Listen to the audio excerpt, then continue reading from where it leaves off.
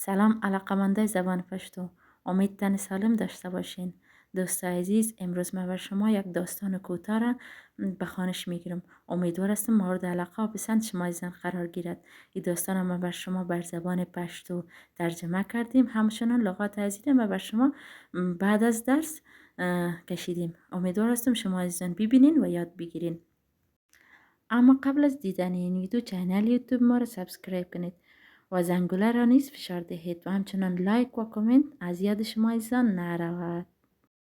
این داستان کوتاه ما بسیار یک داستان آموزنده بالخصوص بر اطفال عزیز ما می باشد. اطفال عزیز ما که در زبان مادری خود مشکل دارند در زبان پشتو و یا او اطفالی که در خارج از کشور قرار دارند در زبان پشتو مشکل دارند این داستان را بشنوند، ببینند و یاد بگیرند. د پاچا کیسه. داستان پادشاه. آیا تاسو له چا څخه کومه کیسه اوریدلې ده؟ آیا شما ها از کسی کدام قصه و یا داستان شنیده اید؟ پس به این داستان ما گوش بگیرین. یو ورځ یو پاچا پر لاره تیریده.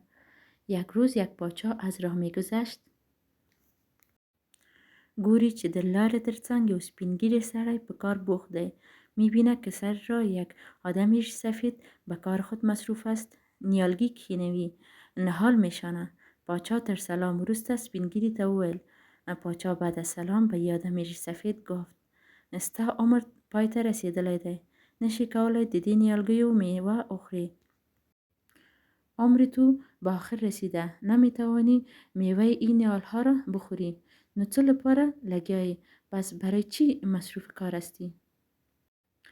سپینږیري ځواب ورکړ نورو نیالګي کښېنولي، مونږ یې میوه خورو، مونږ به یې کښېنوو چې نورې میوه وخوري. آدم ریش سفید جواب داد که کسایی که قبل از ما بودن اونا نهال شاندن که ما میوه از او را خوردیم و ما همچنان میوه نهال میشانیم که دیگرها که بعد از ما هستن آنها میوه از این نهال ها را بخورن. پاچا ته د سپینږیري ځواب په زړه پورې و. بر اعظمي پادشاه جواب از ریش سفید بسیار دلچسب بود. هغه ته انعام ورکړ. به او چې داد به او انعام داد. سپینږیری په خندا شو. آدم ریش سفید خنده کرد. وی ویل قربان دشم د نورو نیالګي څو کاله وروسته حاصل ورکوي. زما همدا اوس میوه ونیوه. آدم ریش سفید خنده کرد و گفت به پاچا گفت که قربان تو شوم نهال های دیگرها چند سال بعد حاصل می دهد، اما نهال ما حالا میوه گرفت. پاچا ته د سپینږیري دی خبرې هم خوان ورکړ، بیا یې هم انعام ورکړ.